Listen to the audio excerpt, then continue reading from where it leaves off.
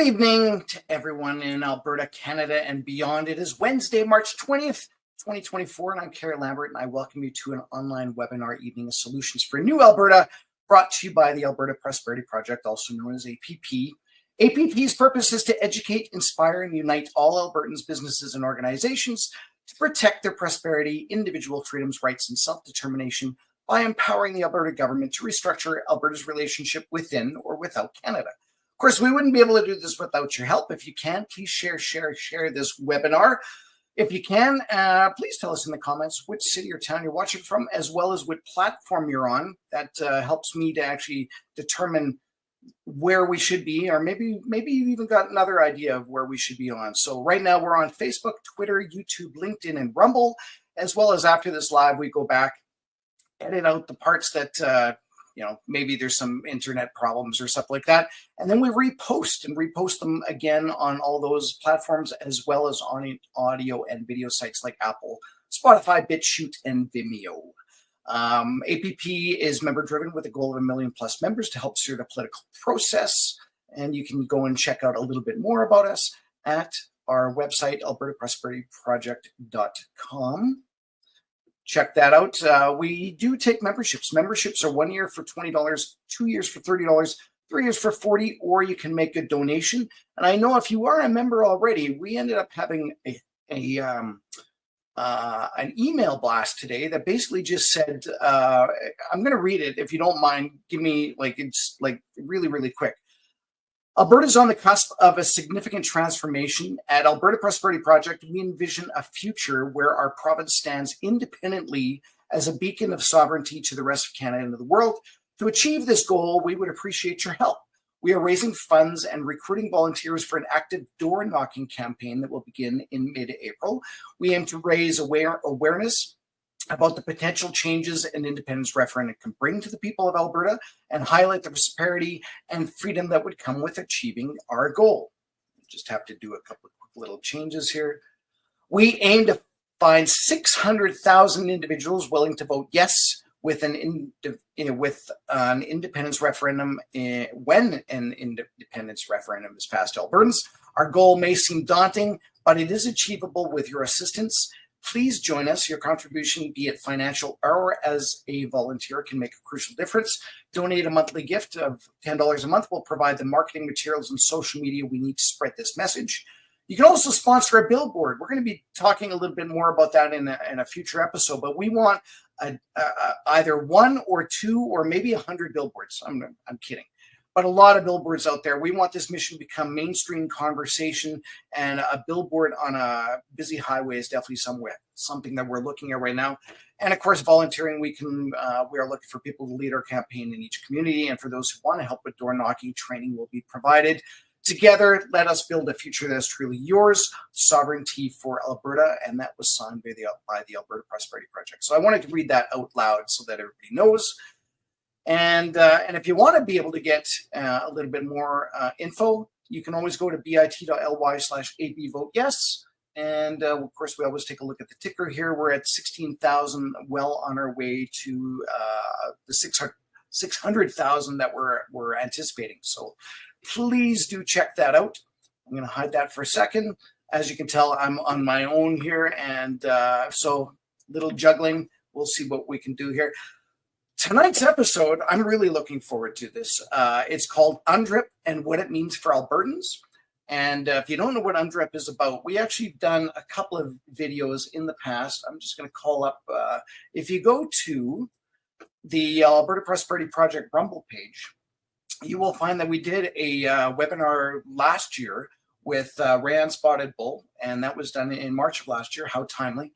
And then on the Chris Kerry show, we even had Leighton Gray on, and that was in April of last year. And you can find those again. Just go on the Chris Kerry show or onto the Alberta Prosperity Project and check those out because it's very timely. Everything that we talked about last year is now even coming to fruition, which is actually a scary thing to say about what's going on here. But our guest is Stacy Bula, who's a researcher and advocate for personal freedoms and constitutional rights. And I think last week I did say that we would have APP's interim CEO, Christopher Scott, joining us for this weekend. I almost promised that, but unfortunately, he is actually in Europe. He's in Europe, and he was taking part in the Christine Anderson event that was taking place in Amsterdam. And he's currently in Venice, Italy, and he will be reporting back to us next week. I will have him as the guest on the webinar. We're going to be talking a little bit about what's happening in Europe and how that could be affecting us very, very soon, as well as kind of what are the plans with the Alberta Prosperity Project, because we're going to be talking a little bit more about that a little later in the show too. So with that, I'm now going to bring on Stacy. And of course, as we always do, if you have questions, please just in the comments, put 3 question marks there in the comments. And then that way I can flag that while I'm kind of running everything else in the show. So with that, hello, Stacy. Hello. Hi. Hey, everybody. Thanks. Great for tuning. Awesome. Nice to meet you. Yes, that's great. Stacy's actually been you've been quite vocal lately. You've been on quite a few podcasts talking about UNDRIP. And you know what fascinates me is that you are not what I would call an UNDRIP expert. You have not gone to school for UNDRIP. There's no course for UNDRIP. There's no course for United Nations Sustainable Development, etc. It's all research that you've done. So I'm going to let you talk a little bit about yourself for a couple of minutes and tell me how you managed to get down this path. Yeah, it's wild. It's not one that I ever anticipated being on, but it's been a journey, and it's a little bit heavy, like as we're kind of going through it, because as you start kind of peeling back that onion, it's you understand how like woven everything is, and how like we literally are being attacked at every angle possible right now. So yeah, it's crazy to me, and life is changing very quickly, and I know that that's all intentional, so that it's overwhelming. But I think if all of us have a different focus and we kind of go at it together, then we can actually we're going to be okay. So so what is your background, and how did you get involved with kind of making UNDRIP? Would you call that your specialty because you've done so much research on it? No, so there you go. It's not my specialty, and this is like it's actually it's like a thing that I'm even like nervous to speak about, because it's one of those taboo things that we're not supposed to say in Canada, with this all of the new diversity, equity, inclusion training that like corporations make you go through, and the whole I guess indoctrination of our everything that we watch, like movies and content that comes in, and everything is telling us to act a certain way, and so I know this is taboo speaking about it. And I grew up in Wetaskiwin originally, and so very aware of what happens on a lot of the First Nations and the reservations that are out there. And I have grown up with a lot of empathy for the way that people have to live on the res, and it's crappy. And I know you get kind of used to living on that government pay, kind of like CERB during COVID. But and when you grow up in a certain situation, like that becomes your normal, and it's kind of scary to go outside of that. But I grew up in Wetaskiwin, so I see what the negative consequences are, and corruption is colorblind. It hurt everybody, and so when I kind of stumbled into this UNDRIP information, and then what was going on in our own province here right now, and the risk and the threat that is there, I had to speak up, because I think that it's a division. It's another divisive tool, just like all of the ones that they've got in their arsenal for us to fight. And I don't want a civil war. I have children. I do not want it to come down to people with guns defending their land, just like what happened in South Africa. In many other countries. Like, this is not something we just in Canada live in a bubble and we think it's never going to happen here. Yeah. But if we can learn from the past and things that have happened, and just by talking to one another and sharing stories, and we have so many amazing people that have migrated here from other countries to get away from crappy living environments. Yep. We can learn, and we can try and like help each other not fall to this. So Yeah. Yeah. No, that's good. That's good. I know we've already had a couple of comments that we're getting an echo. So what I'm going to do is just so people know what's going on here. When I'm going to be talking for a long time, like I am right now, I'm going to mute Stacy so that we don't get the background noise, and then I'll unmute her, and then I'll just try and keep quiet so that we don't run into that. Right. So when we were originally talking about UNDRIP and how we found out about all this, right? And so I guess the biggest thing is, Stacy, how did you manage to stumble onto this? Did it impact your family? Did it impact anything that you were doing maybe with work? Was it more that you knew somebody that was First Nations, and to maybe tell the background story to give credibility into all the stuff that you're going to talk about, because honestly, it's all stuff we've already talked about anyway. So I'm not concerned about getting censored. I think this stuff needs to come to light, and this is a great platform that we can do it. I'm so glad that the Alberta Prosperity Project gives us this voice to be able to do this. So maybe just tell us a little bit more about that, Stacy. Sure. So obviously during COVID, I kind of woke up and started paying attention and understanding that something was wrong. And I used to watch mainstream media and thought that that was accurate, and I was just living like everybody else probably was. And then COVID happened, and then that just changed my world, and it changed the way that I saw things. And instead of being distracted by Netflix movies and just living life, I started reading. And so I started reading like patents.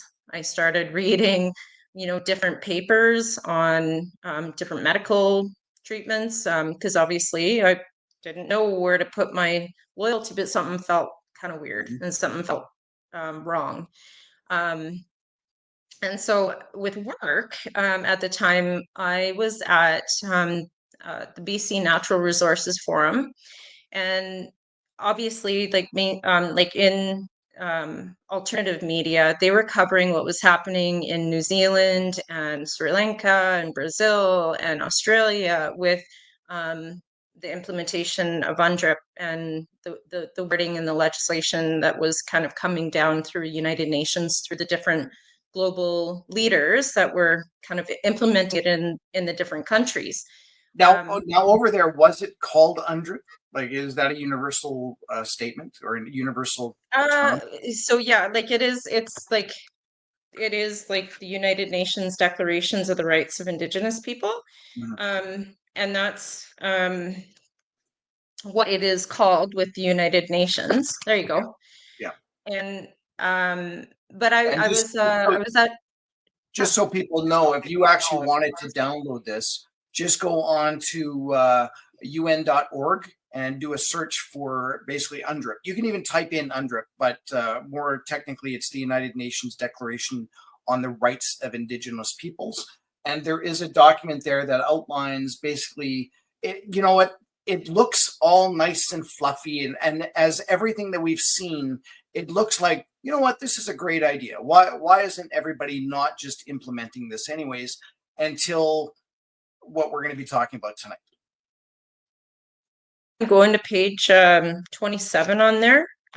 Just leave it on the screen just for a sec. Yeah, thanks. 27, sorry. Please, sorry, 21. 21? There we go. Yeah, page 21. Yeah. Article 25? Yeah, thank you. Okay. but yeah, I didn't realize that it was in Canada yet because there wasn't a lot of coverage on it. So then I was at the this Natural Resources Forum in BC, and they had a lot of chiefs there and all of the kind of large mining corporations and whatnot. And they openly, Premier Eby was there speaking about fully embracing UNDRIP for British Columbia. And fast forward now a year, and like 95% of the land has been handed back essentially for First Nations to be the stewards of the land. Now, that doesn't mean ownership of the land. It means access to all of the land, and then control, essentially, or joint control over like what happens on it, and access to all the resources and whatnot.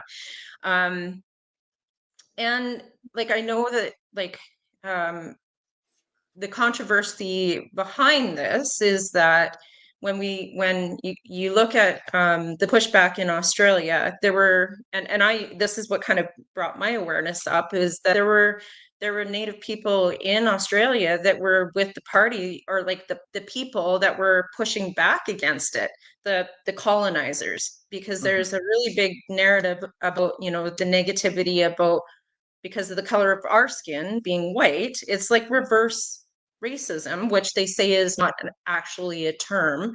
And that's kind of the narrative when you bring that up. But Actually, um, from what I've been told, it's more like they call it white privilege, really, right? yes, And yeah, that's kind of what we're being told. And again, we'll get more into that as we go on. yeah. um so anyway, like there were people that like the people that were advocating in Australia that were speaking against it, they're like, we are just being used as like by the crown to take over ownership of all of the land.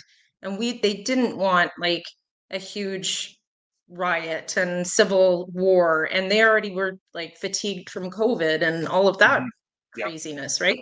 um so I knew that there was something behind that too for us to kind of worry about, because we can see like in our country, like and there's a lot of great things like with the First Nation communities, like with their art and their absolutely. use of the land and medicinal stuff. And there's a lot of things that we can learn from each other. Like it's like any of the cultures that are kind of coming in, we can learn and help with each other, like different things. Like when the settlers came too, like they had farming capabilities that, you know, enhanced Canada and helped Canada to become what it is today. Yeah. um so realized that, okay, British Columbia, they were calling it UNDRIP. Then in Alberta, I started like, so we had moved out of the city because I was watching all of the cameras and the surveillance going up everywhere in Edmonton, and I don't want to participate in it, and I just, it was really worrisome to me. So I'm like, you know what, I'm out of here. So Yeah. we came to the lake. So when we started looking at the bylaws, and I noticed that our government, or our little village government, was changing our bylaws. And so when I was looking at the old bylaw versus the new bylaw, and sorry, yes, I'll go back to that in 1 sec. Mhm. I Yeah. was going to the from the old bylaw to the new bylaw, and it was incorporating something called the Alberta Land Stewardship Act, and that's in Alberta here. This is- So that took me on a journey, and I'm like, UNDRIP is already here. They're just not calling it UNDRIP. They're not calling it by name, because then they're just like COVID and the other situations that have been going on. They're learning as they try it in different countries, and what tactics working and what isn't, right? Yeah. Um, so when I looked at on the actual document, so started trying to understand how does it all kind of come together. So reading, that's what you got to do, and you got to start reading the stuff, because you can't just believe videos like this one. You got Yeah. to That's actually right. read it and see it. Yeah. Yeah. Yeah. So Article 26, um, and then we'll roll this into Alberta Land Stewardship Act. So Article 26 is the Indigenous people have the rights to the lands, territories, and resources which they have traditionally owned, occupied, or otherwise used or acquired. That is really like broad, so it's everywhere. And That's right. and there's no proof of ownership, there's no proof of anything. It's just all access to any piece of land. And so when I think of that, I'm like, okay, well, I've worked my butt off and I've paid taxes like crazy and even crazier now. Um, I don't want just anyone having access, and maybe people think that that sounds awful, but in my little pocket that I have, I want to keep it that it's mine. I worked really hard for it, and um, maybe that sounds privileged, but I don't think it is because I've worked really hard um, to have what I've accomplished. So, Mhm. um, but what this means, and so I started researching for our lake. So they wrote in the Alberta Land Stewardship Act, and the Alberta Land Stewardship Act opens us up for the ability to expropriate our land. Now, like when you kind of talk to people, they're like, well, people like the counties or municipalities have been able to expropriate land before. It usually happens if there's like a road that's getting built or there's Mhm. a major project or whatever like this. But essentially, the way that I'm interpreting, it's not just me interpreting this, it's other people as well that are speaking out, but I'm just probably a little bit more vocal, Mhm. um, is that this basically will remove us, like farmers, people around water and lakes and watersheds, from the land to ensure that hunting and fishing, like the original treaty rights, are honored. And that's like the perception of it. But what it actually is going to do is it's going to remove all of us from the land that like corporations want to use for future resource capabilities, whether it be windmills or huge solar farms or carbon capture or whatever it may be. Now But you said corporations. Do you mean corporations and governments, or specifically more so well, I think corporations? they're working. I think Hand they're in hand. working together. Like I think they're working hand in hand because if you tie that back to the carbon tax, and this is, probably one of the reasons that I'm losing my job, is because like that the money that they're taking from us from this carbon tax in Canada is going straight to the government, and they're putting it out into green energy projects, right? That's right. And um, so the corporations aren't, I don't believe, having to pay that back. So we're funding all of this infrastructure, and so we're the bank, but Mhm. we're going poor and to pay for all of this infrastructure. And it's all under the guise that we need this because climate change um, Yeah. and there's holes that are kind of getting poked in that as well. And like if there's money to be made and there is like a genuine risk, um, but they need our funds to pay for the infrastructure of it. Like, don't tax us to death. Like, make us investors. Mhm. Like, benefit all of the country instead of impoverishing us, But then and the trying rich to won't get richer. push us off our land. Yeah. Maybe we've missed a bit of a step here, and I just want to kind of go back here. So we were talking about initially. I've just muted you. I'll unmute you in a second.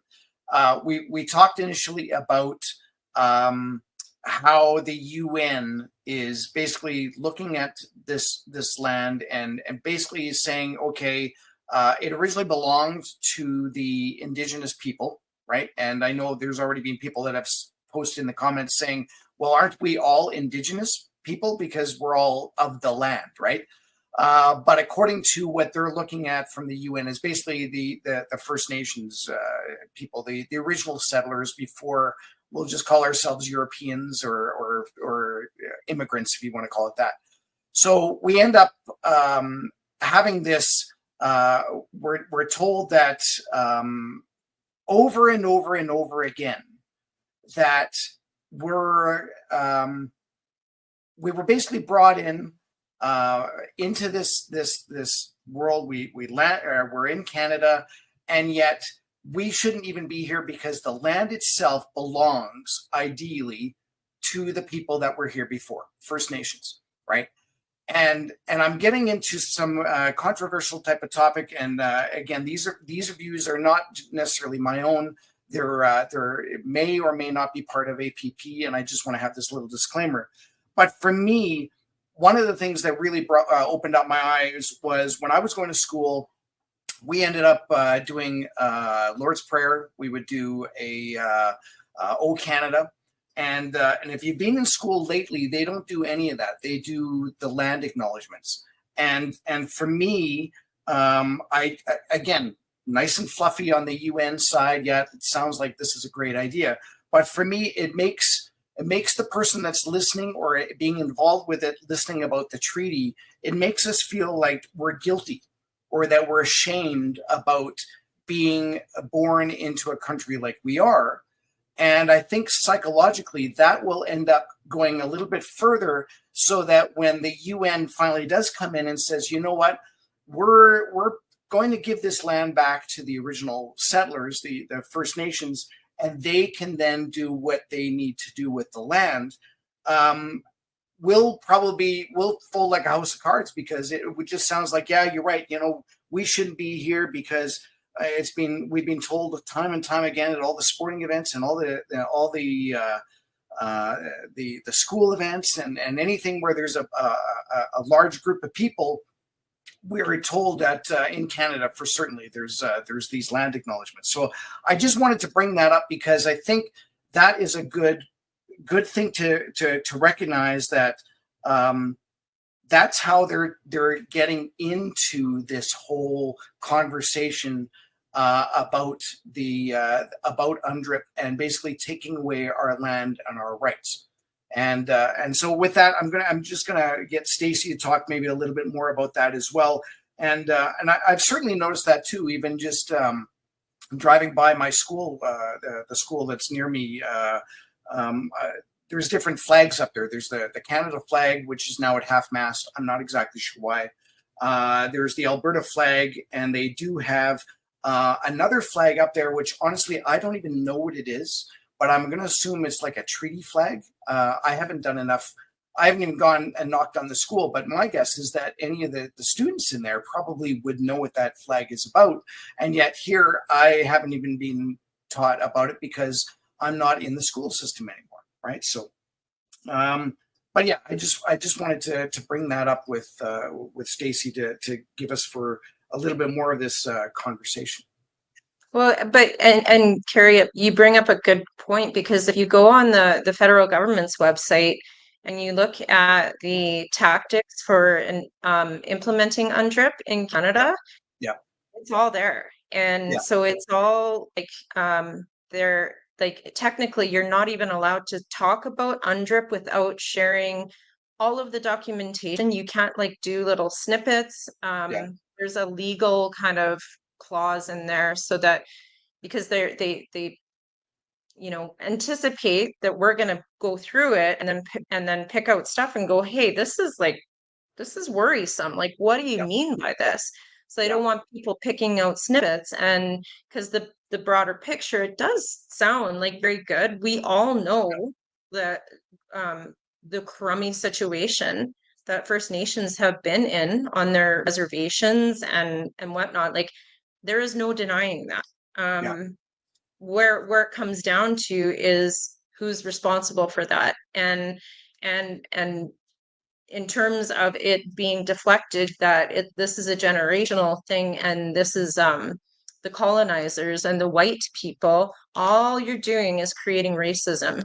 And like, it's not good. It's not good for any of us. They are like using it's a passive tool on noted in the implementation of UNDRIP to use the land acknowledgement. It's Yeah. literally called out as a passive adoption tool for people to assimilate to the idea that it is First Nations land, and that the kind of ownership piece, right? And I know it's a complicated one. It's a complicated topic. It's one that has plagued Canada forever. And it's just it's even like conflicting within the nations. Like there's some that want the Indian Act, and there's some that don't want the Indian Act. Like it's Very just true. it's yeah, it's And even the First Nations that I've talked to, there are the again, my terminology is probably just poor, and I'm sorry, but there's the internal government of the nation, so we'll call them the chiefs, and then there's everybody else, right? And to me, that looking at it from an outside view, it really does feel like there's already a bit of communism in there, because to me it just feels like you're either with us and you get the spoils, so you get a new truck and you get all the money. I don't know if you know, but was it only a couple of years ago where the Canadian Indigenous payout ended up happening? Did you hear about that? Basically, it's this: we're sorry we've done what we've done to you, so we're going to give you back $23 billion. And that's the amount of money that the government has allocated back to the bands. And if you go on the website, I should have had the page up here, but you can actually see which provinces and which bands get a certain amount of allocation. And then if you wanted to, you could probably even do the math in terms of how much people actually get paid personally, right? And sometimes it's 10 grand, sometimes it's like 60 grand or whatever. And then, of course, that doesn't actually spell out how much the chiefs are getting too. And right. and I'm not pushing back on any of that stuff. I mean, if that's the money that was allocated, then that's fine. But I think this is a topic that needs to be discussed more, because people don't know about it. And the only way that they'll know about it is by doing their own research, which Stacy has done, or listening to podcasts like this and getting educated. So I do advise people to don't take things at face value and be critical of things. And Information's out there. You just have to look it up. It's right there. Now I'm going to see if I can actually. Not even sure how I actually found it. I think I ended up just doing a search for how much the Canadian Indigenous payout was. I'm just going to quickly do that.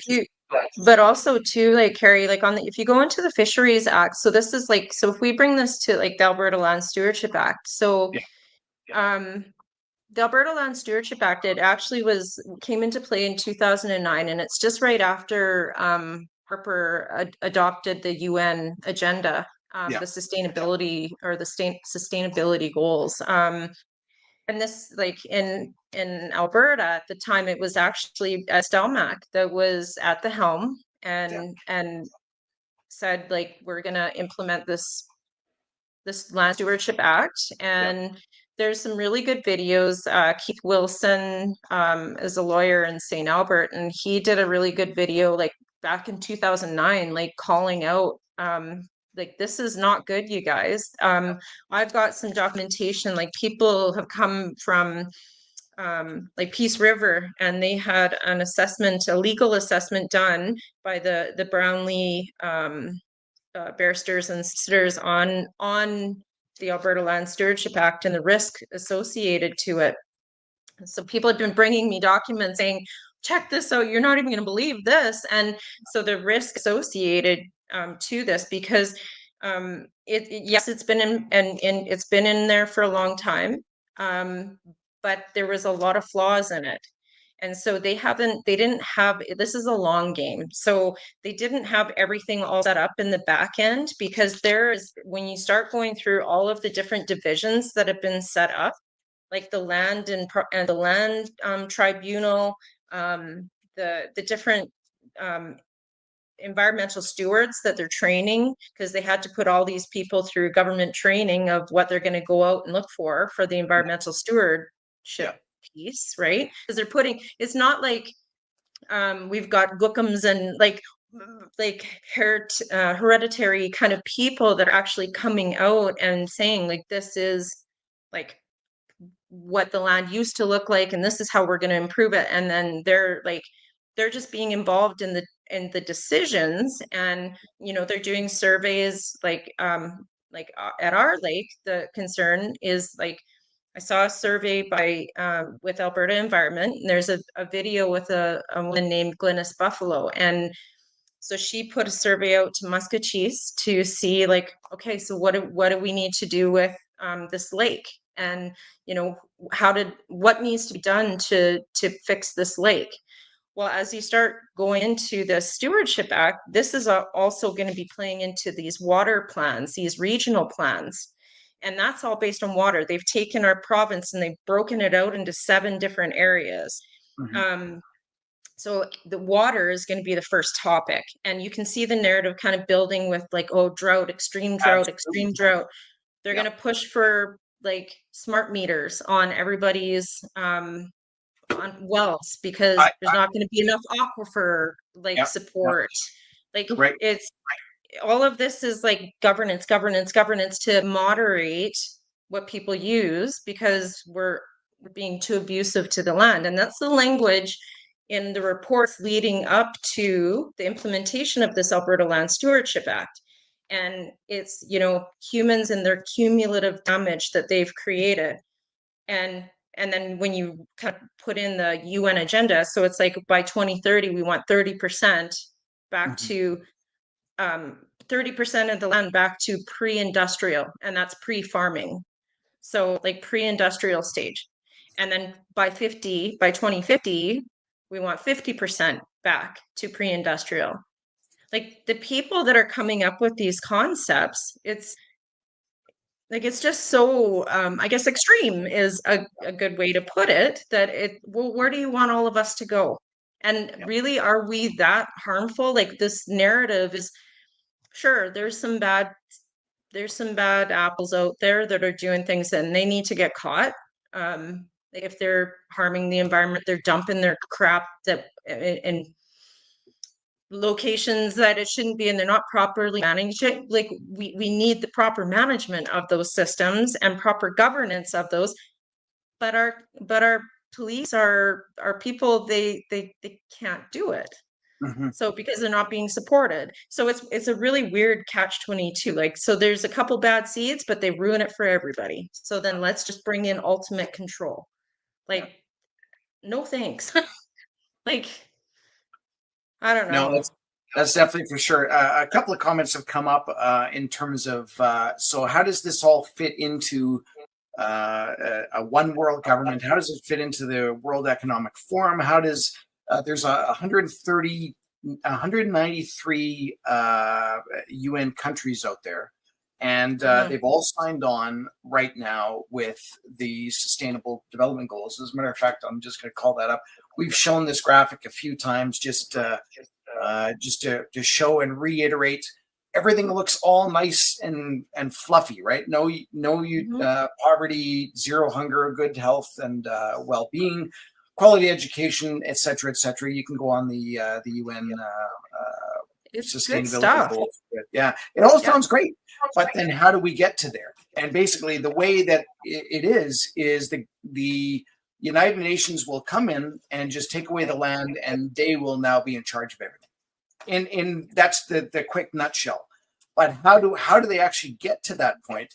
Is they basically say, okay, we're going to take the land and give it back to the indigenous people, and a couple of people have actually said indigenous versus First Nations, but either way, it'll go back to the original settlers, if you want to call it that, or original owners of the land. Not settlers. Yeah. Legal terms. And then, of course, because we're basically fostering this how do I describe it? They're not great stewards of the land. They're average stewards of the land, and yet because we're giving them everything, we're giving them money, we're giving them the kind of the ultimate power, but not giving them direction. They're just going to go ahead and do their stuff. We briefly talked a little bit about water. And like if everybody got 10 grand or 60 grand or whatever on the reserve, and they actually pooled their money together and were able to make wells, then that whole water thing may go away. I don't know enough about the topic, but that's just kind of what I'm saying. So, but if that money is not there and is basically just thrown away on cars or materialistic things, and the land itself is not stewarded properly, then what's going to end up happening is the UN is going to come in and they're going to say, you know what, we gave you guys a shot. You're just not doing it very good. And, your trees are burning, your grass is burning, the water is contaminated. We're going to come in and try and clean this up for you. And in the meantime, if you're living next to a lake, we're going to send you back to a city so that we are able to do this. So Yeah. that's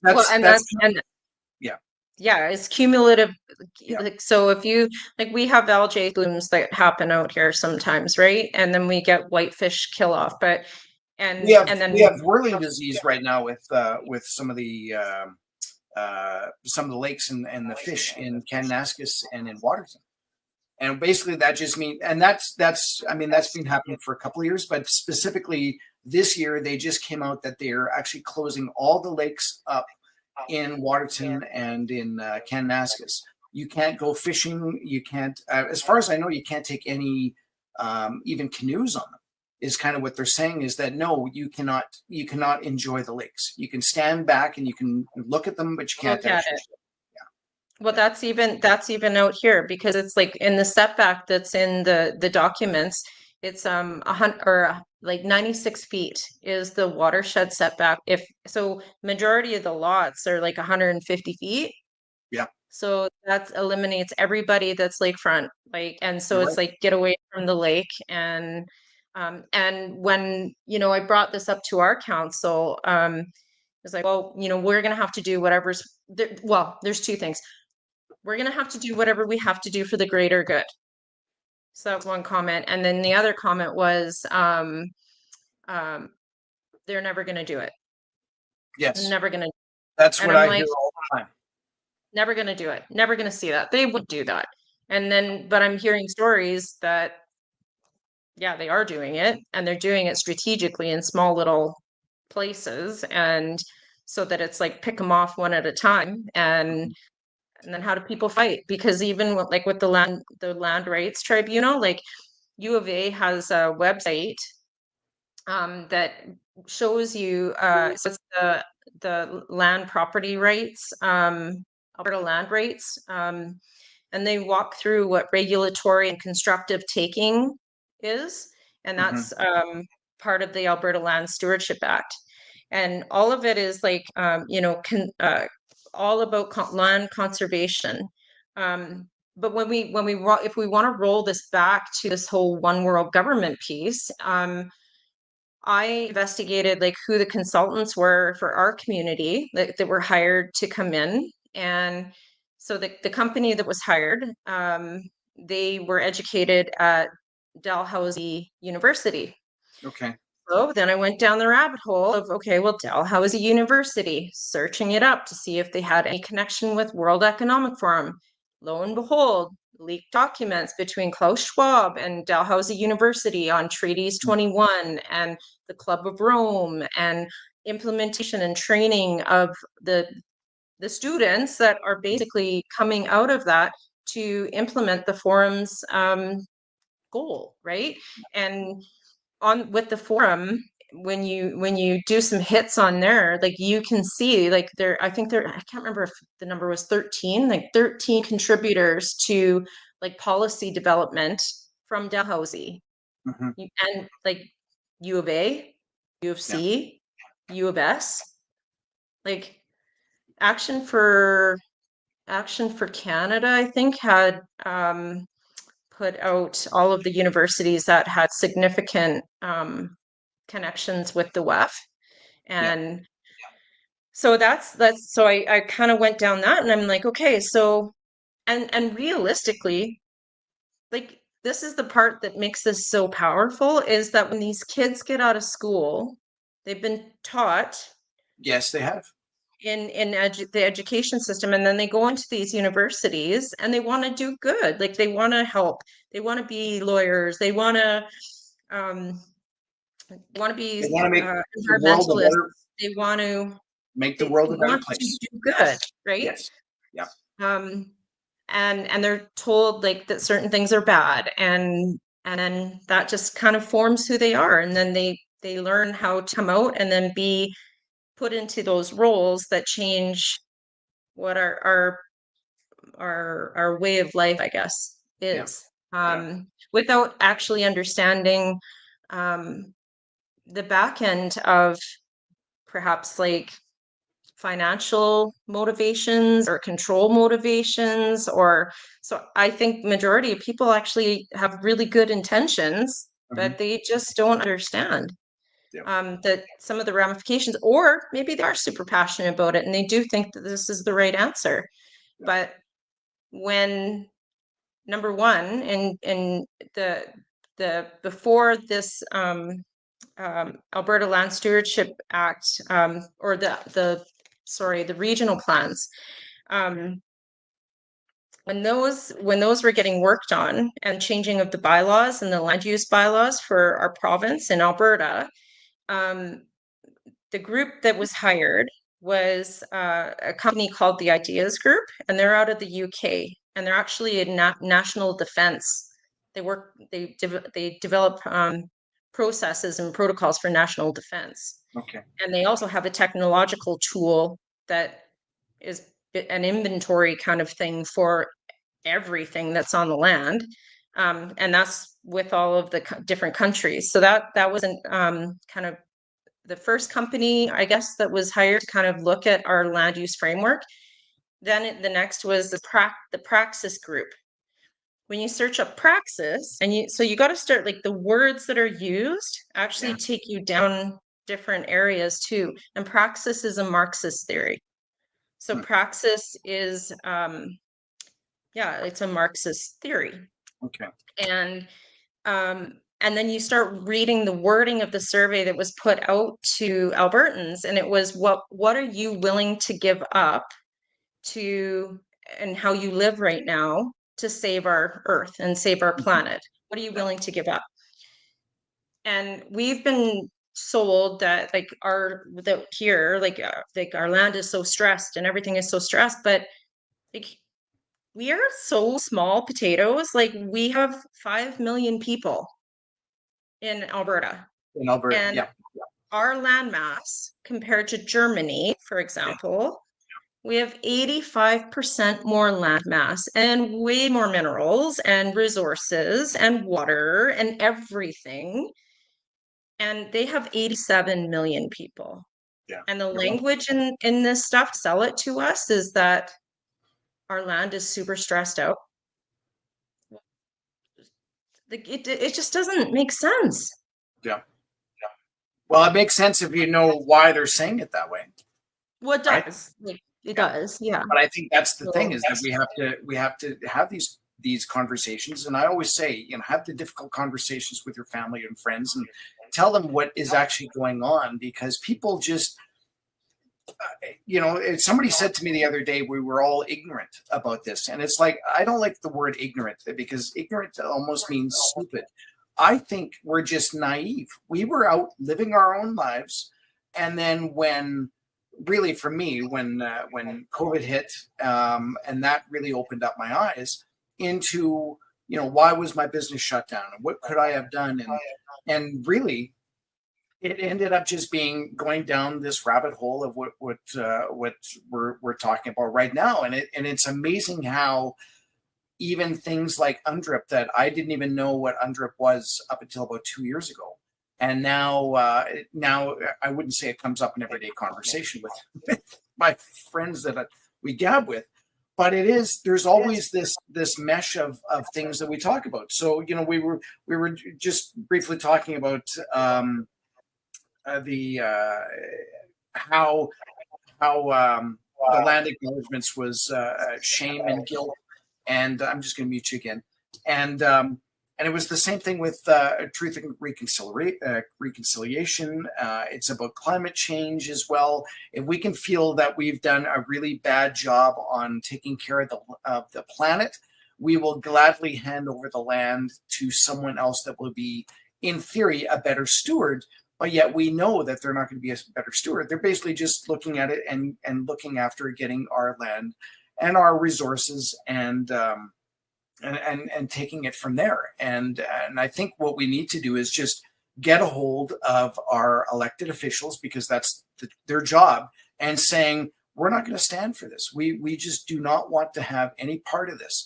And so again, tasking the people that are watching this, we're giving you this information and we want you to act upon it. We want you to basically emails or talk to your elected officials, talk to your schools, talk to your school boards, and find out what's going on. You know what? I've already accepted my role that people look at me with a like, what is this guy talking about? And that's what I'm willing to accept, is that I want to be able to do this whistleblowing thing on a lot of stuff, and this is one of those things. One of these hills that I guess I'm willing to die on, is to let the people know about what's going to transpire in the next few years if we do nothing. And here's my last little bit on that rant: was I would much rather go down fighting and not have this come to fruition and say, I don't know, Kerry was a nut job, than as opposed to actually going through and I'm sitting around doing squat all. So that's my statement. So, yeah. I agree. Yeah. So well, this conversation, like I think that's the best part that's come out of a lot of this. Like, I know the shutdown, like they didn't want us all together, and they are like intentionally like trying to silence us, right? Yeah. Because I try and share information out, and I'm blocked and banned, and like, so that there's certain things that the powers that be that control whatever it is, the corporations, but ultimately it's our government. Yeah. Because they've got the ability to shut down like the conversations that are happening. Like, we think they don't, but they do. Like, yeah. So here's read your terms and conditions. Yeah. And there's an entire division that every single thing that we say or do, like, it all gets fed back to a department of our government already. Yeah. Like, so Yeah. it's part of the terms and conditions. They have an entire division. Yeah. So one thing I did want to bring up too is this has already started in BC, like Yeah. heavily started in BC. Do you know a little bit more about what's happening in Vancouver? And I'd like to at least just briefly talk about that, so that people are aware of that this really is happening, and that we can see it. So I'm and again, like, I'm getting a variety of different stories that are kind of coming through to me, but basically, there's like areas now that are parks or provincial parks that you have to pay to go and use. There's areas that are being completely shut down, like just like your example that you said there, in the mountains. Like, you can't even use the water. You can't even go on the lake. There's like senior passes for walking on the beach, or not just seniors, but like you have to pay to walk on the beach. Like, and it's basically like the way that it's kind of pitched, it's like a guest. We are guests on this land. And so we have to pay a fee to enjoy it. And we pay a lot of fees. And that's the part I think that's so divisive about all of this, is we are literally being taxed and charged to death. We have cumulative taxes and taxes on taxes, and people are done. Like, and I don't want, like, I really do not want this to come to a head and then it be that it's the First Nations fault. There's some bad players that are participating, and they're getting funded to make sure that they're playing their part in all of this. But majority of people, I encourage everybody, go for a drive. Take a drive through a res. Yeah. And go see how they actually like they look and see how people are having to live. It's not how they want to live. Like anyway, it's frustrating. It's so and then also there was a story that came to me, like this fellow in British Columbia bought his like piece of land. There was aquifers on it that a company was doing a geothermal project with one of the bands. He showed up at his lot. There was these drilling rigs on there, and they needed the water, and there was nothing he could do. He like and they said, beat it. Like we have the water rights now, and that the land is we if we need the resources, then you can't prevent us from doing this. And so now people are kind of like, what the heck's going on, right? Like they're waking up, but they didn't even know. But there are videos, there's really good videos. Watch Apache Television Network. Like that really. right there, like on YouTube, I watch Apache Television Network. That tells me more information than anything. And then you get a different perspective and talk to some people I've been asking anyone to go for coffee with me. This is the thing, it's kind of like the LGBTQ thing. Like with the First Nation, there's many that don't want to be called First Nations because it's not actually a term, and it actually is seen derogatory and not it takes away rights. So it's language, like it's language being used against them. So Native, Indian, there's all these different terms, but I think that's to make us confused too, and then politically incorrect, and then it's a great tactic to just shut us down from having conversations. But like we need to have more conversations with First Nation people to understand, like, hey, like what's your take on this? Like, is it good? Is it bad? And as I'm having these conversations and asking people to just meet with me and have a coffee with me, just so I can see, like, I was a little bit pissed off. There was a gal that I reached out to in our community, and I said, like, I see, like, you're trying to do some really cool things, like, really creative lady. And she said, you just want to talk to me because I'm Native. And I said, I want to talk to you because we share a community. And I thought we could have a coffee. And she's like, my consulting fee is $400 an hour. Wow. And like that, it's just like, come on. Like everything's about money. And it's just like it's infuriating. And obviously, like the more that we're going to get taxed, and the higher that the taxes become out in rural communities, and the lack of permits that they want to issue, and the harder they make it, because like they're not grandfathering stuff in, like our bylaws. Check this out. So they're writing it into your land use bylaws in your area. And then they're writing in the Alberta Land Stewardship Act, which they don't have to. And when you challenge them on it, they say, well, we have to do this because the province is forcing us. So if the province decides not to do it, then you're fine, and everything will be normal. Yeah, right. Anyway, right of entry. So this is being written into all of the communities in Alberta.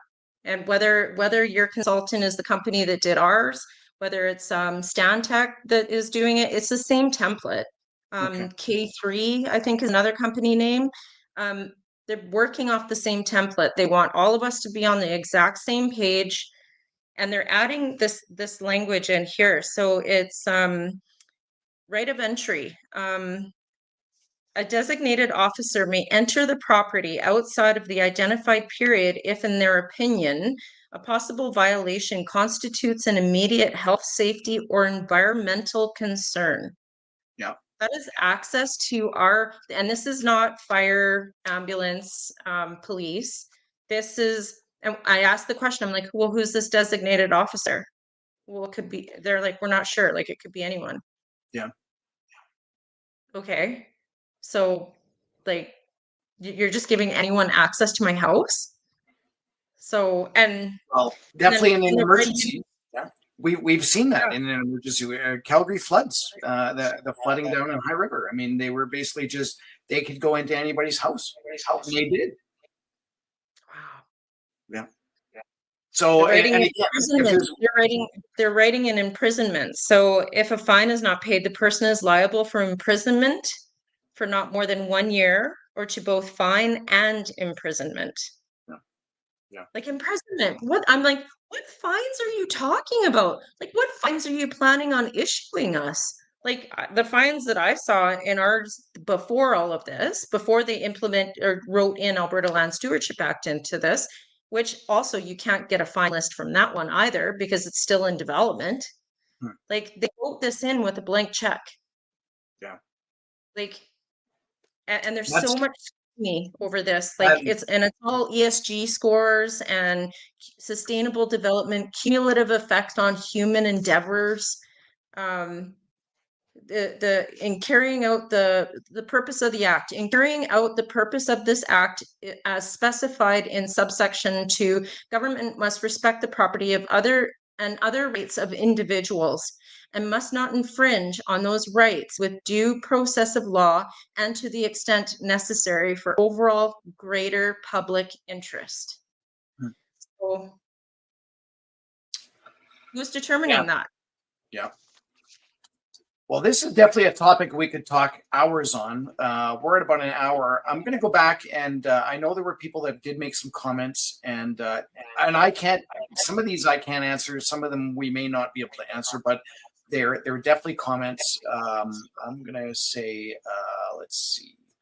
And Let's start with I do want a minute too about this. I want to read you a letter that we gave or we read to the yeah. Minister of Indigenous Affairs, Rick Wilson. Okay. Um, Good. Okay. yeah, Then yeah, let's we'll wrap it up with that because I think that's a good way to do it. So sure. Ed asks, will UNDRIP also apply to the three remaining city-states in the world? One, the Vatican and Italy, two, the District of Columbia and USA, and three, London City, the 1 square mile business district inside within the city of London. So basically, he's just asking, is this really going to be everywhere, or is it going to be just except for those three? Well, Do you have any? they're doing it in the States right now, and there's a separate movement actually as well. That's UNDRIP and land back are happening at the same time. And the interesting thing, like I guess the benefit of us having to um like who pays for the YouTube videos, like so if you're sponsored or paid for like on the YouTube videos, right, Yeah. it shows. And land back so there's videos that are on YouTube that I've been watching sponsored by Qatar, Oh like yeah. Qatar, Yeah. Yeah. like so Sorry. that's like you, yeah, Yeah. so if you think about this, Qatar is like, or Qatar, I guess, like is what they call it. Yeah. So Yeah. Qatar or whatever. Yeah. Um, this is about our minerals. This is not about First Nations. This is about gaining control over this land, and it's Mhm. about our resources that are here. It's no secret that Canada has resources. Like it's just in how all of it is managed, right? And but that when I saw that, that scared the shit out of me. No, sorry, but No, that that's good. I'm like, Absolutely. Yeah. yeah. Here's another comment. Judy says, is the provincial government aware of all this, or is this all federal? The UN is going to be the death of us yet. So I have an opinion on that And because let's hear your. nobody wants to touch it with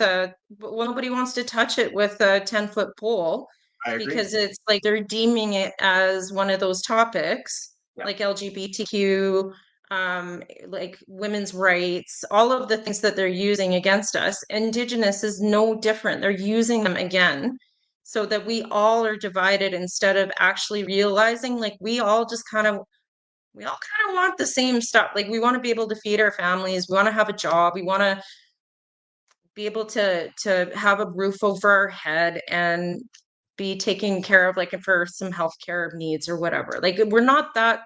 complex, and most of us want the same thing. Yeah. Provincial government we've been making them aware, and by going to council meetings, which they laugh at us, but going and talking to the ministers, trying to get podcasts and groups like this to get actively talking, because you have connections. These are just people that are living in our province. But again, there's some other bigger things at play too. Like when you research, and I'm sure most of you know about the C40 and all of the mayors that are aligned with the Municipal smart city agenda. Yeah, that's right. So that's the C40. That was Iverson that kind of started that group in support with Trudeau, and that's all about the smart city, 15-minute city agenda for surveillances. And like the provincial government has to be aware of it, because a lot of these initiatives are happening under provincial, like roads and transportation and all of that kind of stuff. They know they're installing all the cameras everywhere. Municipalities are installing the cameras everywhere. They know, like, and the part that I don't love is that they all know. They all know that this is playing out. Like they all know, because Harper signed us up for this UN agenda. We've got MPs that, like Mike Lake does videos, like supporting UN agenda, sustainable goals. Like it's on it's a TED talk. Like, so they know what's happening. He's federal, but like talking to Rick Wilson in our area, like he's our provincial MLA. He's aware, but he didn't even really want to address it. He just kind of was like, we're like, well, why don't you give back the First Nation their land? Give them their land. You're saying that this Alberta Land Stewardship Act, and you're going to do all this reconciliation, but they're not. They're not giving them land. They're giving them cash, which they know is just going to back into the system. Yeah, like it's just yes. So I think they know. And speaking of divisiveness, one thing that I've certainly noticed in the last couple of weeks with Canadian and U.S. politics, right? So I follow both sides just because I like to know what's going on. They're literally using the same memes for Biden and Trump and just swapping out the heads. And yet that's the same message. And the same thing is I've really noticed lately is with Trudeau and Poilievre. The same sort of divisiveness, and it doesn't make any sense to me. It's like, well, so if that meme works for you, then it shouldn't work for me, but it does. Why is that doing that? Because we're split right down the middle. So well, it's interesting, because even with I was watching a really great, because that is the thing. It's like, how do you we're all divided, but we're actually not. There was a great video, Rebel News, the one, I can't remember the guy's name right now. Anyway, he was interviewing people, and he was saying that this is what Putin's doing in Russia. And he's going to implement this bill there, and it's hate crimes, and if you say this, then you're going to go to jail, and you're going to be in prison, or you're going to be in prison, and you're going to have this huge fine and pay $20,000 to the person that you said something bad about. And they're like, that is awful. That, like, but as soon as they said, well, that's actually happening here, it's like glitch. What? Like, and they didn't know how to, because it's like it kind of messes up the programming. It was like, it's pretty well. I mean, that's brilliant. Like that is a way to actually get people to kind of go, oh my. Yeah, that's right. We briefly touched on this. Does UNDRIP affect all countries who are UN members? Short answer is yes, right? Because if they're all signing up for the same goals, I can put that back up on the screen here. It's the same goals. Then they've all said, "Yep, we're good with that." All 193. Yeah. Well, it's not that the people are good with that. It's the government that signed them up. The ICLEI. Right. No one asked my permission for that. No. An interesting thing, Kerry, that I stumbled upon last night was actually because everything is very much like it feels, and I've never lived in a communist country. I've been talking to people that moved here from communist regimes, and they're very, very worried. I was in Vancouver at an event, and this lady came up to me, and she was from China, and she was pleading me to, like, she's like, we need to fight this. Like, we cannot, we're going down the same path, maybe even worse. And like, they know what it looks like, and they think we're so stupid here because we can't see it, but they see it. Like, it's we've like, we're slowly just being led down the trail of all of this. And she was just, she was begging me to, like, try and get more people to be aware. And I stumbled upon this website yesterday that a fellow shared with me, and it's the kites kites manifesto, Oh yes, and yeah, it's yeah. Marxism and communist yeah. Marxist group that is there. They launched January 2024, and they in their manifesto, it actually calls out how they're going to do it, and they are doing it. Yeah. Like, it is actually their plan. I was reading it literally last night. That could be a whole show altogether, because I know Oh, we kind of briefly touched on that before, that if originally that exact document was on the NDP site, and it's no longer there, but essentially that's the guidebook that they're using. So it's um manifesto. yeah. Yep. So Wendy asks, or says, I hope I can be proven wrong, but the conspiracies are piling up like a manure pile. I heard Rayanne spotted Bull first and started following UNDRIP, and I drove to hear Stacy speak in Leduc. So thank you, Wendy, for doing that. I think really it just needs, like, people need to get out of their homes and drive and or listen to podcasts like this and become aware, become informed, and even things that are happening in Calgary. So I'm not officially a part of the Gondek recall, but I'm certainly watching that in with bated breath, because here we have recall legislation out. As long as we have whatever amount percentage of voters, and they're basically saying 500,000 out of the city of 1.4 million, 1.3, somewhere in there, then we can recall the mayor. And but that number is way too high, because there was only 340,000, I think, that voted in the municipal election anyways, of which she got 40% of that. So say 120, 130,000 people. There's no way that we'll be able to get 500,000. But going through this process really is a great learning experience, because we're essentially wanting to do that on a couple of different things with the Alberta Prosperity Project. Obviously, number one, we want to have a referendum on independence. And in order to do that, we need 600,000 people. But we're also looking at the Alberta pension plan. And I'm just going to pause you or mute you for a second. In order to get that, we basically need it as a citizens initiative, and we need 200,000 signatures, or 200, not signatures per se, 200,000 names that are willing to vote on a referendum. Now, you could be on either side. You could say yes or no. You don't want an AP Alberta pension plan, or yes, you do want one. But we need at least 200,000 so that we can actually do a referendum, and then it's up to your choice to be able to do that.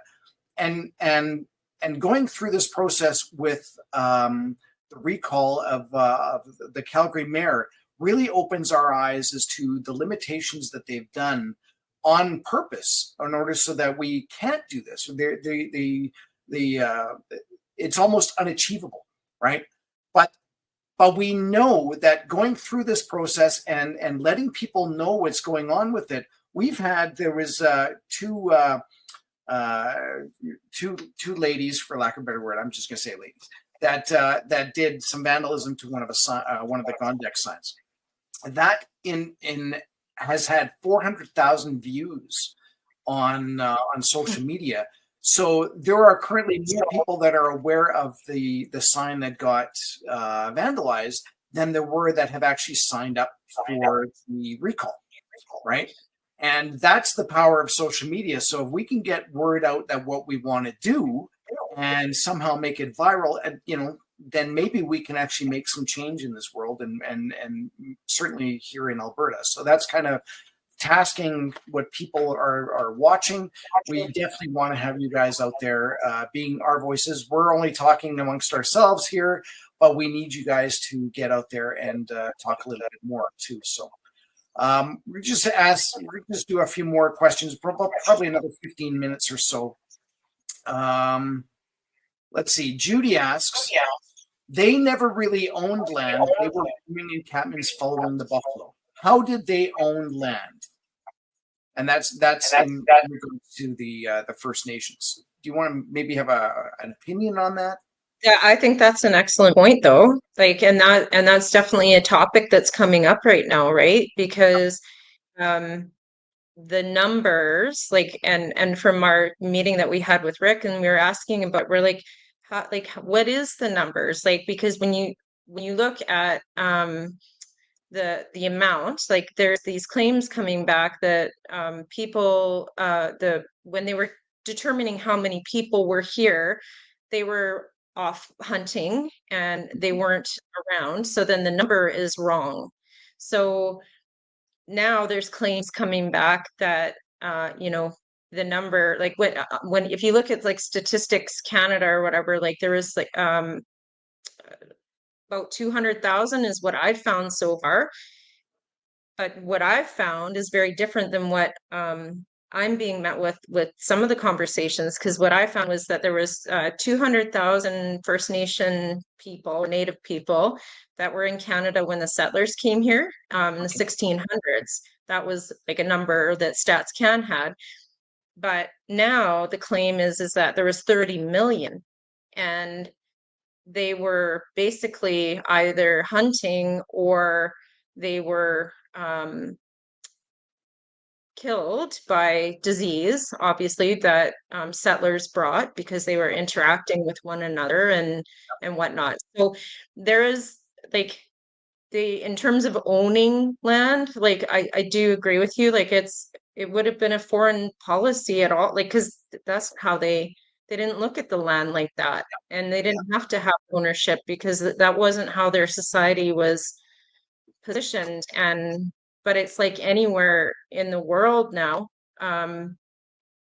like, people own their land. Like, there's land has been kind of divvied out across the entire globe, and that's how the trade has been set up. Like, it's we've said it many times. Like, it's like, how far do we go back, really? Because there's all these different theories too on.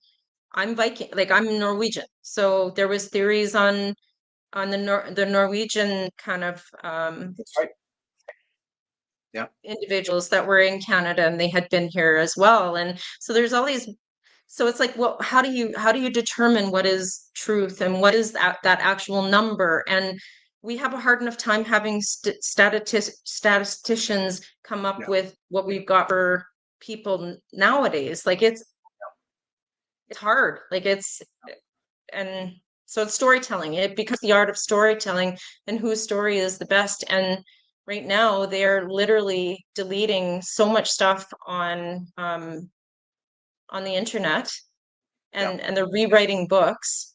Yes, they are. Yeah. And heavily censored so that we can't have these conversations. Right? Yeah. And with C-36 coming through, we mean, hate speech. We just by having this conversation, right? We strange times we live in. Let me tell you that.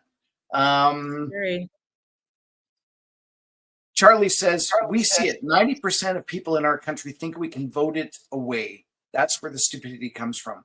And you know what? I have to agree with you. It's if we're in the system, we have to figure out either a way to get out of this particular system or to work within it to a better advantage. And you can kind of do whatever you want to do with that. But I do think that what we're trying to do right now is lawfully, legally trying to make changes and break away from the federal government, right? So, and that's kind of what APP's always talked about. our own sovereignty. And we're trying to empower the government to enable to do that. You know, pension is one thing, RCMP, taxation, employment insurance. You know, those are things that all provinces can have control over, but there's only a select few that have, because it seems like such a big daunting task, right? Because even in terms of, I'll just go off on a side note here for a second. Even in terms of the pension plan, well, if you're working for a company and they have to take your CPP right now, and they give it to the federal government, it's almost like we would need our own taxation in order to get that money first, right? That way, all the money just goes there. The companies are just dealing with one check, if you want to call it that way. Versus if we had our own, then we would basically tell Albertans that, okay, some of that money is going to go to the Alberta pension plan, and the rest of your taxes are going to go there, however you want to do it. We're attempting to do 100 events until June, talking about the pension plan, and I really do hope that people do come out and take a listen, which side you're on. The important thing is just to get that information, and then you can decide if it's a good thing or not. One of the things I will say, because we've done, I think, 8 or 10 events already, is the majority of the people that are coming out for these events are, I'll call them gray hairs. I've got gray hairs, but I color so you can't tell. But definitely, it's the older people, 50 and up, right? They're the ones that honestly are probably the least impacted by this legislation that went through. And the reason is because you've already got your money in your CPP. It's going to be there, right? Even if we said yes today that we're going to go ahead and do this, it's going to be 3 years from now what we've got. I know she's doing that funny thing with her face, but the idea is that 3 years from now is when we would end up implementing all this stuff, because there's a lot of stuff that needs to take place in the meantime, right? But if we really need to target the younger people are the ones that are being paid, that are paying into this. And again, I won't go into, we've done a webinar on how the pension actually works. If you had 100% of the pie, 95% of that pie is actually going back into the system to pay the retirees who are collecting CPP. Only 5% of that wedge is actually being invested in going further. So every year, that's what happens. Only 5% of that is being invested, and this 95% goes back. So and unless everybody just is unable to pay, which is always a possibility, then that's the only way you would lose your CPP as it is. And I won't get into any more of that because I can already see my foot going into my mouth. Wow. But just an interesting side note on that. So we are doing events, and I hope you guys can you definitely make it out to listen to what the Alberta Prosperity Project. Now, even though it's actually not under the banner of Alberta Prosperity Project, I should let people know that too. We're going in a slightly different direction in terms of Alberta Prosperity Project, but the Alberta First Pension Group is the one that's actually putting on these talks. So we'll probably have them on a webinar or something at some point. So, Kerry, I just want to make the comment. We're talking about researching and not just blindly trusting. And I want people to Google World Economic Forum and CPP and where our Canada pension plan sits right now, and when it was handed over to the WEF. Because that was under Trudeau. Not good. Well, this is a good. Marion just said maybe we need a TikTok influencer to promote the APP. That would be great if TikTok was not going to be banned. Maybe there's a reason why they're going to be banning that. I know we've had lots of people say, you know what, your videos are just, as much as we love watching them on a Wednesday night or maybe even watching them during the rest of the week, they're just an hour and a half long. And a lot of times that hour and a half is just a little too long for people. So if you've got some video editing skills and you want to come in and cut up one of these videos into 3-minute chunks, by all means, get a hold of me, you can definitely get a hold of me. I think I even have my my email on here. I'm just going to push that up there, and because we could definitely use some help. And I think that's one thing. There you go. You can get a hold of us at contact@albertaprosperity.com. That will definitely help alleviate a lot of these things. We are definitely volunteer based, right? And very little, if anybody, even gets paid on APP. The money that comes in basically goes towards events. It goes towards hosting these webinars. It costs money to actually have all this stuff up here on the screen. There's a subscription, and then we also subscribe to different things like YouTube and Rumble, and so that we can have a better experience for our viewers as well, etc. So that's kind of where the money goes, and I really do think that people need to understand that this sort of a platform, it just doesn't. It's not free, and it certainly cannot be free if it was sustainable. We need donations. If you found any of this informative and you want to make a donation, please do. You can go on the Alberta Prosperity Project website. And speaking of which, how would anybody get a hold of you, Stacy, if they wanted to give you some information, or maybe to maybe even just to drop you a few bucks to say thank you for all the work that you put in? Number one, like, and I know people are probably going to laugh at me because I'm basically just on Facebook, because that is majority of the people that are landowners. That's the platform that they use. And so age and demographics, I'm like, that's the audience. That's who we need to actually be aware, and then their kids, so that they understand what the impact is going to be too. And so I'm on like Facebook, the voice of Pigeon Lake and County of Wetaskiwin. I've been connecting with Carly and June from Thorhild. We've been going and supporting each other, and then sharing information, and then the group just keeps growing, and all of the communities are starting to actually read. So I don't want any money. I want people to read. I want people to go, number one, I want you to go and see the last time your bylaw where you live, to see last time that it was modified. And then if it was modified, I'd like you to look and see if they've written in the Alberta Land Stewardship Act, and if they've written in the right of entry into your home. So that's number one. I just do some research.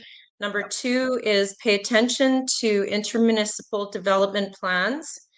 If your communities and your counties and your municipalities are changing bylaws, they're killing us one page at a time, one legislation at a time. And it's really hard to put it together, because you read the documents and then it says amended here, or see this subsection, or see this act. And so where this bylaw will look like, it's just a land use bylaw that's changed in it, and it just says, we're going to follow the Alberta Land Stewardship Act. It sounds like a nice act to follow. You open up that Land Stewardship Act, and it's a massive document, and it gives one person, Salman Lakhani, the governor general in governor and council for Alberta, ultimate power over every single person in Alberta's land, and that's the Crown. So, and the Alberta Land Stewardship Act supersedes any other act.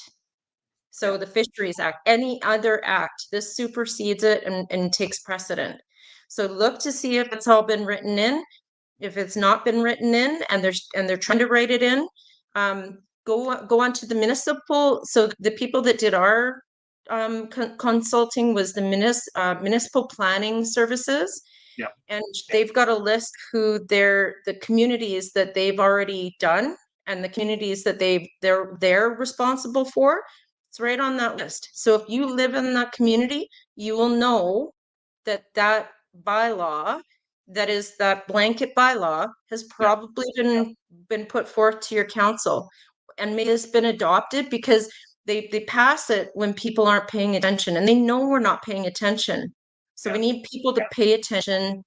And then the last thing is I don't know if any of you have watched any of the videos with Maggie Hope Braun. Yes. Yeah. She's Yeah. been studying the ICLEI, so that's the Federation. Yeah. Yeah, there you go. Yeah. Yeah. Yeah. So I was on a call earlier that Maggie was on, and I joined her on Friday as well, and she's doing some great work. We are all researching together and helping. She's put a lot of work into a documentation and a presentation that people can give to each of their councils to Mm. help educate them and let Yeah. them know what they've signed up for. Yeah. And then once they know, then like the due diligence is on them, like because then they're aware and They're and they aware. need That's to be right. responsible to us. Yeah. Like, Yeah. so we are doing what we're trying to do in Alberta is essentially we're going to take Maggie's ICLEI approach. I'm looking for team captains in every hamlet, summer village, county, and municipality in this province. I want to have a list in each of these communities. So if you can reach out to me and you're willing to be a captain to serve a letter and live stream it on social media, we're going to do it all on the same day. We are going to have a letter that is asking for councils to be removed or to remove themselves from ICLEI and serve notice of liability and removing from the Alberta Land Stewardship Act. So that's what our goal is. We would like to do this before the end of April so that because our legislation goes into holiday mode come middle of May, right? Yeah. So we need them aware and on it, and because time is running out. Yeah. They're pushing hard on every single thing right now. So yeah. Well, lots of accolades here. Wendy says thank you, Stacy. Martin says thank you for your work, Stacy and Kerry. God bless. Charlie says you're very welcome. Thank you, Stacy, for your information. You're a smart lady. Yes, you are. Trying. I was not very good in school, but now I'm like passionate about this, so I'm actually enjoying. I hate saying it, but I actually am enjoying researching this, and I'm kicking myself for not paying more attention earlier. So, an important topic to discuss, Lynette says. That's great. And Benita, who's was on the show a couple of weeks ago. Nice. Good one, Benita. Yep, she's going to be speaking next Wednesday, next week. You can register there under tinyurl.com/conservatizing. So go there and then you can listen a little bit more. And yeah, we're going to reach out to Maggie and make sure that we get her on. And if not on here, then on this platform, the Alberta Prosperity Project, then definitely on a Chris and Kerry show very, very soon. So excellent. Nice. And with that, I'm going to say, well, thank you so much again for all the work that you've done, Stacy. Great conversation, great topic. And again, it's one of these things that can branch off in a billion different ways because we see more and more how things are woven together. Tentacles yes. Is the right. Yeah, there's tentacles everywhere. Yeah. Well, thank you for the time on here tonight for the people that have been paying attention, and you guys have been fighting the good fight for a really long time. And I do want to make a comment. Like there was a person that made a note in there and saying fear. We should be afraid. Yeah. We should have the ability to not live in fear. And that's why we have to stand up to this. Like, unless you want to live like George Orwell's like 1984, and I highly recommend you watch the movie. Yeah. I don't want to live like that. Yeah. I don't want my kids living like that. So no, sure. Yeah. Yeah. Excellent. Well, with that, I'm going to say good night. But before I do that, again, next week we have Alberta Prosperity Project's interim CEO, Christopher Scott, who will be joining us. And again, if you missed it at the beginning, he's currently in Europe. He's in Amsterdam, actually, right now. He's physically, and one more thing. Yeah, we'll do that. and he's actually in Venice, Italy. He's going to come back and report on what's happening over in Europe, because there's a lot of stuff that we get censored and we have no idea what's happening. There's lots of farmer protests, and he was at a Christine Anderson event last week. And Christine Anderson is the German, I actually forget her title, but she is high up in the government there, and she's been speaking out about a lot of the stuff that's been happening. She even came to Canada last year, I believe, and did some speaking there. So Chris went out there to listen to her, and he's going to be reporting back on. And yeah, before we leave, definitely, Stacy, talk about that document. Yes. Yeah, I'll read this. And okay, so this is on February 2nd, 2024. We left him with this letter, and we also left him with a bunch of questions. And who is him? Just to refresh so this is Minister Rick Wilson, who is the Minister of Indigenous Affairs in Alberta.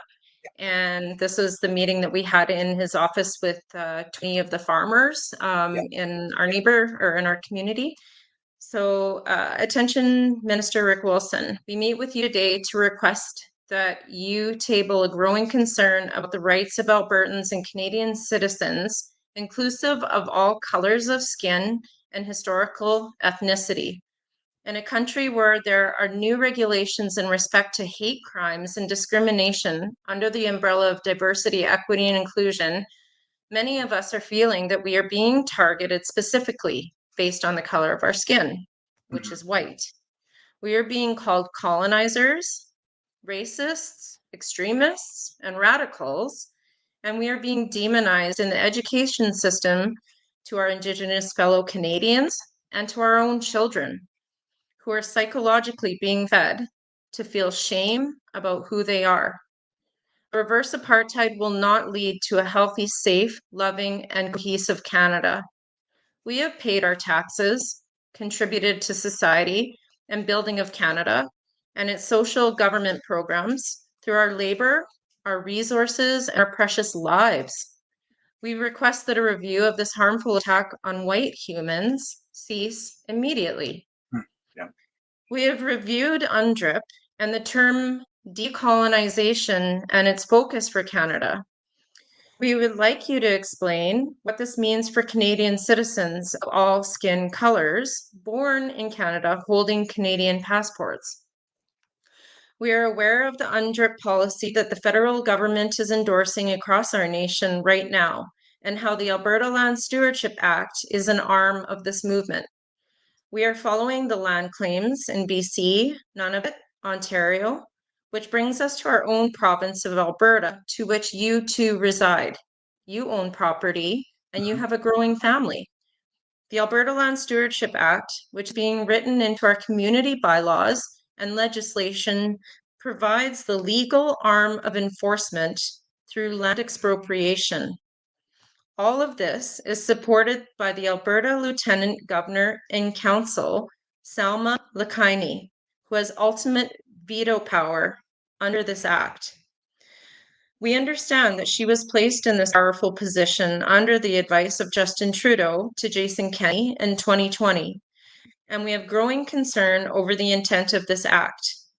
We have met with our summer villages, counties, and municipalities, and they have all indicated that they have no option other than to participate based on the provincial government's pressure. Therefore, we seek for you to repeal this act.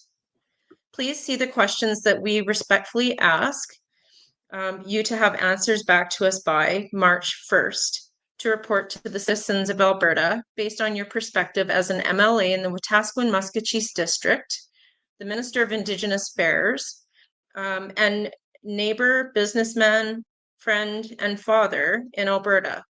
Or alternatively, we would love for you to participate in a community town hall to address this in your own words in March of 2024. We will support advertising to ensure high participation in this event. We seek peaceful, respectful, and honest conversation to guide us through this time. Respectfully concerned humans in Alberta, Canada. Awesome. Wow. And did you get a reply back immediately? Nothing. Nothing? You crickets. I hate using that term, but it is kind of funny. Wow. So follow up with it? Yep. Many Yep. times, I guess. Yeah. I know people have said, can you get a meeting with Daniel Smith, or, I think there's enough. Well, maybe there's not enough people that have addressed this with her. And somebody even said, Pierre, quite frankly, says that he doesn't know anything about the UN 2030 and or the sustainable goals. And I mean, how can he be in that position and not know? That's what Mike Lake said to us. Yeah. He said that they can, and basically gave us the conspiracy theory eyeball. And we're like, this is your job. You need to know this. Yeah, that's it. Yeah. Well, that, again, amazing work that you're doing. Thank you again. And we will definitely have you, hopefully we'll have you back on in a couple of months and see if anything has happened. Anything positive. It will. It's absolutely. You know what? It will. There's more and more people waking up every day. It will have an impact, and we will expose all of this crap. Yeah, I agree. Excellent. Yeah. Well, again, thank you everybody for watching us as well for the hour and 45 minutes. And we will see you guys next Wednesday or at a meeting near you. I know if you can go on to the, I'm just going to quickly plug here on the Alberta Prosperity Project. I know we've got some dates that are coming up for meetings. We definitely need to repopulate this thing. We're actually coming up with a new website, and I believe it's going to go live next week. So it'll have a lot of stuff. It'll also have the quick links to the webinars, which is a question that we've been asked many times. Is there a quick way to just find all the webinars and by topic? We'll have that up there as well. And then the last thing that I did want to show is that if I can find it here, we have a website that Max put together, is the freedomcalendar.net, and you can go there. And I just happen to have the Alberta pension plan opened up. But this is a list of all the meetings that do take place in Alberta. Max is doing an amazing job with that. I'm just going to hide the banner there, so that way. Where is that? I can't even find how to hide things on here. There you go. I'm just going to hide that so you get a better idea of what's happening on the Freedom Calendar. And the last thing was that we have gone through and we're making a pension plan calendar, or a pension plan website as well under the Alberta First Pension Plan. It's going to have a calendar, a list of dates, and here are things that are happening. Drumheller was tonight. Three Hills is on Friday. Olds, I'll be in Olds and in Chestermere next week, and then Brooks. And this site is not officially live yet, but it will be under the Alberta First Pension.ca, and you'll be able to find out more about that. We'll definitely post that on our social media links when that is available. So with that, thanks again. This has been the longest thanks again goodbye. But it's been an amazing topic, and thank you again. And we will definitely see you guys next week. April 1st protest, attacks, axe attacks. Oh, that's right. That's right too. April 1st. So here's my tiny little rant on this. We're complaining about the carbon tax being on fuel, and yet most of us don't live near a border, and yet we're going to be driving out to the border. Do you see what? But you know what? Get creative and I know. Go to find out where MP is, and find out where get awareness everywhere. It doesn't matter. Even if you can't get to the border, get posters up, get people aware. $170 is where this is going by 2030, and the COP28 that just happened. They did a huge cash call for trillions of dollars. First global stock take, trillions of dollars, and deployment of the digital tools that are ready for implementation. That is the call out to all the UN countries. Trillions of cash, digital tools. $170 is the goal for that carbon tax by 2030. That's 427% increase to our cost of living. That's They're ridiculous. us. They're going to crush us. Yeah, you're right. All right, and on to some good news. You guys have an amazing night. Go out. Don't forget to shovel your snow tonight in central and southern Alberta. Yeah. All right. Okay, goodbye now. Good night.